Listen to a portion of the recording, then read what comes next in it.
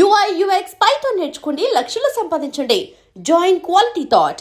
And నాకు ఒకటి బాగా మీకు నాకు బాగా కోఇన్సిడెన్స్గా తగిలింది ఏంటంటే మా మదర్కి కూడా శోభన్ బాబు గారు అంటే చాలా ఇష్టం. ఓకే చిన్నప్పుడు మీకు ఎలా శోభన్ బాబు గారు సినిమాలు చూపించారో మీ మదర్, నాకు కూడా మా మదర్ అలాగే శోభన్ బాబు గారి సినిమాలు అన్నీ చూపించారు.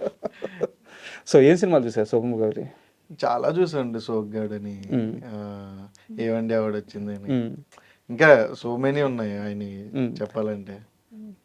సో ఆయన సినిమాలు ఏమైనా ఇంపాక్ట్ చూపించాను మీ పైన? అంటే నాకు అలాగనే ఏం లేదండి, నేను యాక్సిడెంట్గా చెప్తున్నాను కదా. నాకేంటంటే మ్యూజిక్ సైడ్ ఎక్కువ ఇంట్రెస్ట్. కోర్స్ కూడా ఏదో చేసిన డిప్లొమా ఇన్ మ్యూజిక్ అండి. అప్పుడు అలాగా మ్యూజిక్ సైడ్ వెళ్ళి అనుకోకుండా ఇంటికాడ సడన్గా తాతయ్య గారికి హెల్త్ ఇష్యూ వచ్చి ఇంకా తాతయ్య గారు ఇది అవ్వడం వల్ల ఇంటికి వెళ్ళిపోయిన ఆ తర్వాత రాజావారి రాణి గారు స్టార్ట్ అయింది. ఓకే. అండ్ రాజావారి రాణి గారి విషయంలోనే నాకు ఒక సీరియస్ క్వశ్చన్ ఉంది. సీరియస్ కాదు, ఇది పాజిటివ్ క్వశ్చనే. ఓకే. కిరణ్ అబ్బవరం గారు ఆ సినిమా ఒక మంచి నెంబర్ మేక్ చేసింది, గుడ్ మూవీ అని పేరు తెచ్చుకోండి. కానీ ఆయన మీద కనీసం ఒక 4-5 సంవత్సరాలు విపరీతమైన ట్రోలింగ్ నడిచింది. ఈరోజు చాలా పర్సనల్ అబ్యూస్ ట్రోలింగ్ అది. ఈరోజు ఆయన ఏ రేంజ్లో ఉన్నారు మనం చూస్తాం. అదే అంటున్నాం కదండి. ఇప్పుడు నువ్వు జెన్యున్ ఏం వెళ్ళేటప్పుడు కమ్బ్యాక్ అదే అంటున్నాను, నువ్వు జెన్యున్గా వెళ్ళేటప్పుడు చాలా మంది చాలా అంటారు. నువ్వు చిరంజీవి గారు ఒక ఇంటర్వ్యూలో చిరంజీవి గారు చెప్పారు, మీకు ఐడియా ఉందో లేదో, కప్పలు అందులో చెవిటి కప్పు ఉంటుంది, అలాగే ఉండాలి. అలా ఉన్నారు కాబట్టి ఈరోజు ఆ స్థాయిలో ఉన్నారు. మీతో ఎప్పుడన్నా డిస్కషన్ నడిచిందే? ఏం డిస్కషన్ ఉంది, ఇప్పుడు కనబడితే సరదాగా మాట్లాడుకుంటాం. ఏంటి, ఏం చేస్తున్నావు, నువ్వేం చేస్తున్నావు, మీకు పర్సనల్ లైఫ్ వస్తులోకి మన లైఫ్లో మనం బిజీగా ఉంటాం. మీ ఇంటర్వ్యూ ఎప్పటి నుంచో అడుగుతుంటే ఇప్పటికి అయింది దాదాపు 2 years నుంచి. సో అలా ఎవరి లైఫ్లో వాళ్ళు బిజీగా ఉంటున్నాం, అంతే అండి. ఓకే. అండ్ మీరు ఎలాగో ఆ మూవీ సెట్లో ఉన్నారు కాబట్టి సరదా క్వశ్చన్ మీరు చెప్పండి, లేదా స్కిప్ చేసేసేయండి. ఆ సినిమాలో ఉన్న హీరో హీరోయిన్ ఇద్దరు పెళ్లి చేసుకున్నారు. అవునవును. సో ఎప్పుడన్నా మీకు అనిపించిందా సెట్లో వీళ్ళిద్దరి మధ్య ఏదో మనకి ఎప్పుడు అనిపించలేదు. అంటే ఆ టైంలో మాకేం తెలియదండి బేసిక్గా. అంటే మిగిలిన వాళ్ళు తెలుసు కానీ నాకైతే అసలు జీరో నాలెడ్జ్ అండి. నాకు సినిమా కోసం కానీ యాక్టింగ్ కోసం కానీ వేరే దానికోసం నాకు అసలు ఏమీ తెలియదు. ఓకే. నువ్వు ఇలా చేయరా అంటే వెళ్ళి చేయడం అంతే. ఇప్పుడు నేర్చుకున్నా. ఓకే. అప్పటికి నాకు జీరో నాలెడ్జ్. ఎందుకంటే నేను ఊర్లోంచి రావడమే, నేను మా ఫ్రెండ్ రవికిరణ్ కోల వాడు వచ్చినప్పుడు ఫస్ట్ టైం 2011లో వచ్చాం. హైదరాబాద్ బస్ దిగ్గానే ఇలా చూస్తున్నాం, ఏంద్ర ఎలా ఉంది అంటే తెలీదు. అంటే మన ఊర్లో ఎలా ఉంటుంది, చిన్న చిన్న పాకలు లేదా చిన్న పెంకిటీల్లో ఉంటుంది. ఇక్కడికి వచ్చేలాగా ఇలా ఏంట్రా ఇంత పెద్ద ఉన్న బిల్డింగ్లు, ఎక్కడికి వెళ్ళాలి, ఏం చేయాలి, ఏమి తెలియని. సో అలా వచ్చిన మనకి అంత నాలెడ్జ్ ఏముంటుందండి. టార్గెట్ సినిమానే. నేను మ్యూజిక్ డైరెక్టర్ అవుదామని, వాడు డైరెక్టర్ అవుదామని. నేను యాక్సిడెంటల్గా యాక్టర్ అయ్యాను, వాడు మాత్రం డైరెక్టర్ అయ్యాడు. కీరవాణి గారి దగ్గరికి కూడా ఎప్పుడో అప్రోచ్ అయ్యారని విన్నాను. అయిందా ఆ టైంలోనే అండి. కీరవాణి గారి దగ్గరికి వెళ్ళలేదు. ఓకే. ఆయన దగ్గర పనేంద్ర గారని, వీణా పనేంద్ర గారు అంటారు, వీణా ప్లే చేస్తూ ఉంటారు. మీకు 100% లవ్, ఇంకా చాలా సినిమాలు చేశారు. ఆయన మా స్కూల్ మాస్టర్ బాబ్జీ సార్ అని, ఓకే, మా ట్యూషన్ మాస్టర్. ఆయనకి తెలుసు రిలేటివ్స్ ఎక్కడో. ఆయన పంపించారన్నమాట, ఇలా వీడు మ్యూజిక్ అంటే ఇంట్రెస్ట్ అని. ఇంట్రెస్ట్ అంతే, బట్ మ్యూజిక్ కూడా మనకి ఏం చేయాలి అది కూడా తెలియదు. ధైర్యంగా దూకేశారు అంతే. ఏదోటి బ్రహ్మానందం గారు అంటారు, ఏదోటి చేద్దాం అలాగా, మనకి తెలియ పని ఏదోటి చేద్దాం, ఏదోటైతే అవుతాం అనేది అయితే ఉంది. ఈ సినిమా ఉండబట్టే కదా నాకు ఈ గౌరవం వచ్చిందని మీరు ఒక మూమెంట్ ఉంటుంది కదా. అవునండి. ఆ మూమెంట్ షేర్ చేసుకుంటారా? అంటే మనం ఎక్కడికి వెళ్ళినా మనకంటూ నాట్ ఓన్లీ కసిరెడ్డి, మీకు థియేటర్లో కనపడే ఏ ఆర్టిస్ట్ కన్నా ఆ గౌరవం ఉంటుందండి. నువ్వు ఎక్కడికి వెళ్ళినా అరే వీడు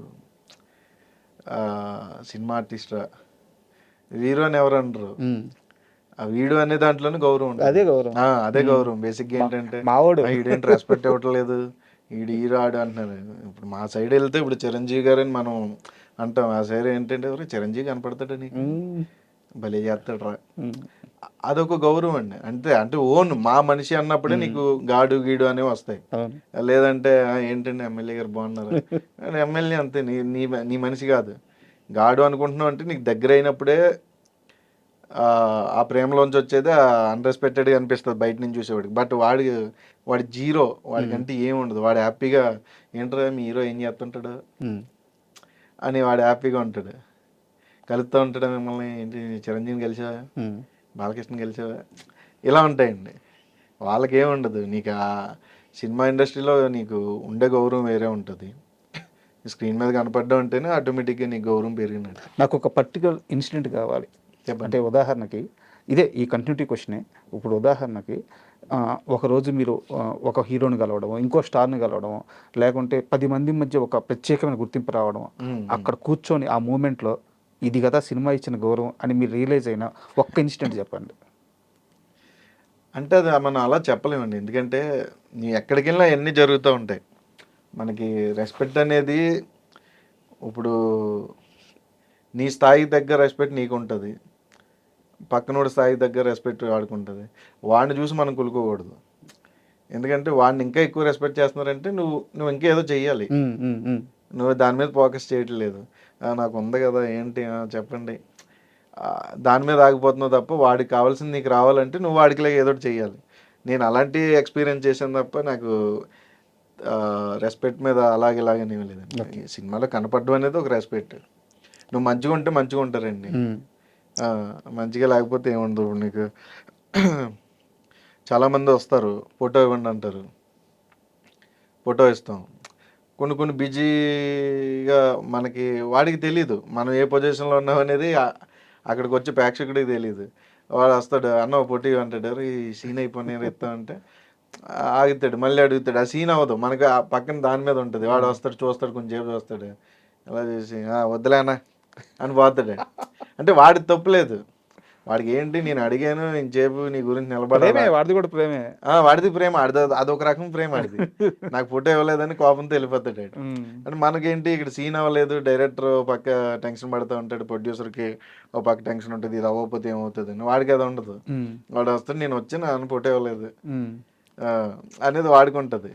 ఇవన్నీ బ్యూటిఫుల్ మూమెంట్స్ ఏంటంటే ఆ సెట్లో ఉన్నప్పుడే తెలుస్తుంది. ఒక్కొక్కడు వస్తాడు, క్రౌడ్లో షూట్ జరుగుతూ ఉంటుంది, వాడు వచ్చి ఇలా ఫోన్ అట్టుకుని రావడం ఇలా చెప్తాడు, అన్నది ఇలా అంటాడు, ఇలా చూస్తే చేసుకున్నా అయిపోయింది, ఆడి పని అయిపోయింది, ఫోటో వచ్చింది అంతే. అలా ఏంటంటే బ్యూటిఫుల్ మూమెంట్స్ చాలా ఉంటాయండి. ఆస్వాదిస్తున్నారు ఇవన్నీ, ఎంజాయ్ చేయడం అండి, అంతే, మనకి ఏముండదు. అండ్ ఈ మొత్తం ప్రయాణంలో ఏ సినిమా తరువాత ఇక్కడ నేను ఓకే నా మార్క్ ఇక్కడ పడింది, ఇక నేను సక్సెస్ అయ్యాను ఇక్కడ అని ఏ సినిమా తర్వాత అనిపించింది? అదే రాజావారాణి గారు అండి. అది చాలా లక్ ఉండాలి. అంటే అవును, ఫస్ట్ మూవీయే మూవీ తోటి పడిపోయిందండి, ఆ మార్క్ పడిపోయింది. దాని తర్వాత నేను నిలబడడానికి ఏం చేయాలనేది చేసుకున్నా. ఏం చేయాలరా అన్నప్పుడు ఓన్లీ గుడ్ కంటెంట్ చేస్తే ఆటోమేటిక్గా జనాలు యాక్సెప్ట్ చేస్తారు. సో గుడ్ కంటెంట్ వైపు మనం వెళ్ళాలి.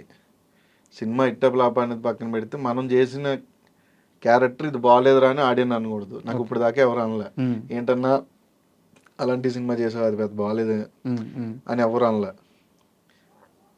సో నేను దానికోసం ఎక్కువ కష్టపడతాను. అండ్ మీరు ఒకసారి మాట్లాడుతూ ఇలాగే అంటే క్యారెక్టర్ని ఎలా ఫిల్టర్ చేస్తారని అడిగితే, నేను కథ వింటాను, కథ విన్న తర్వాత నాకు అర్థం అవుద్ది, దాన్ని బట్టి నేను ఓకే చేస్తానని చెప్పాను. నిజంగా చెప్పండి, ఇప్పుడున్న ఇండస్ట్రీల పరిస్థితుల్లో మీరు కథ అడిగితే కథ పూర్తిగా చెప్పే పరిస్థితులు ఉన్నాయా?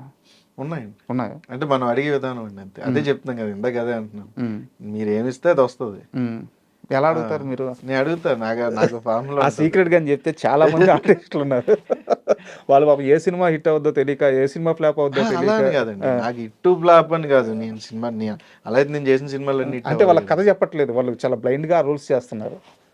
మేబీ ఏమో, బట్ నేను అడుగుతాను, నేను అవసరం ఎట్లా బెగ్గింగ్ చేస్తాను. నేను సార్ నాకు తెలియదు, నేను చెప్పండి సార్ నాకు, ఎందుకంటే 100 క్యారెక్టర్లు ఉంటాయి సార్, 100 క్యారెక్టర్లు దాటి నువ్వు కనపడాలంటే నీకు కథ తెలియాలి. లేదంటే ఎవడొచ్చి ఎప్పుడు మాట్లాడతాడో తెలియదు కదా సినిమాలో. ఇప్పుడు ఇంటర్వ్యూ అయితే మీరు నేను మాట్లాడుకుంటాం, షూటింగ్ అలా ఉండదు, సడన్గా ఎవడో డైలాగ్ వస్తుంది, ఇలా చూస్తాం, దానికి ఏం ఎక్స్ప్రెషన్ ఇవ్వాలో నీకు తెలియదు, కథ తెలియకపోతే. ఎందుకంటే వాడు మధ్యలో వచ్చాడా, లేదంటే సినిమా స్టార్టింగ్లో వచ్చాడా, లేదా ఎండింగ్లో వచ్చాడా, లేదంటే ఏంటనేది మనకు తెలియదు. అది తెలియనప్పుడు నువ్వు ఎక్స్ప్రెషన్ ప్రాపర్గా ఇవ్వలేవు. సో నేను దానికోసం నేను కథ క్లియర్గా వింటాను. ఓకే. అంటే చాలామంది డైరెక్టరే చెప్పక్కర్వద్దు, నేను అడుగుతా, ఏడీస్ చెప్పినా పర్లేదు. ఉమ్, ఉమ్. నేను ఏడేసినా సరే అడిగి ఇలా ఉంటుందన్న ఇలా ఉంటుందన్న ఓకేరా. And don't forget to subscribe to iDream. And for more videos, Please subscribe to iDream. Please subscribe to iDream. Please subscribe iDream. And please subscribe to iDream. For more videos, subscribe to iDream. please like, share, and subscribe to the channel. Congratulations, iDream. Subscribe to iDream. Subscribe to iDream. So subscribe to iDream Media. iDream ki iDream team andarki huge congratulations. Please subscribe iDream Media. Please subscribe to iDream. Subscribe iDream. Please subscribe to iDream. iDream అంటే నా కళల ఛానల్ను subscribe చేసుకున్న నోరు తిరుగుతలేదు, మీరైతే గంట గుర్తు కొట్టండి. For more such videos, please subscribe to iDream. Subscribe to iDream. Please subscribe to iDream. Please subscribe iDream Media. Please do subscribe to iDream. Please subscribe to iDream Media. For best entertainment and information, please subscribe iDream.